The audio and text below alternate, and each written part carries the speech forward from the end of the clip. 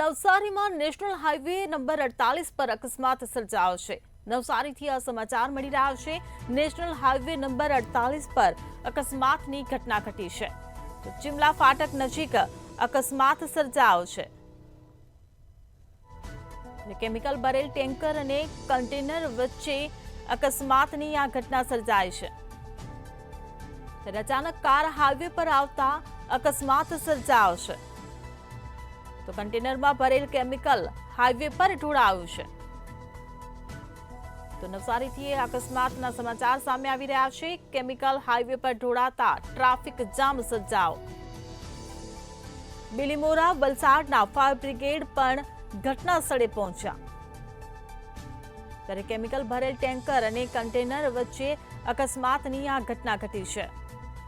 ત્યારે અચાનક car highway પર આવતા અકસ્માત સર્જાયો હતો।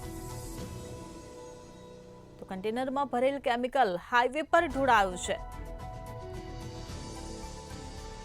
તો નવસારીથી આ સમાચાર મળી રહ્યા છે। નેશનલ હાઈવે નંબર 48 પર અકસ્માતની ઘટના સામે આવી છે। ચિમલા ફાટક નજીક અકસ્માત સર્જાયો છે।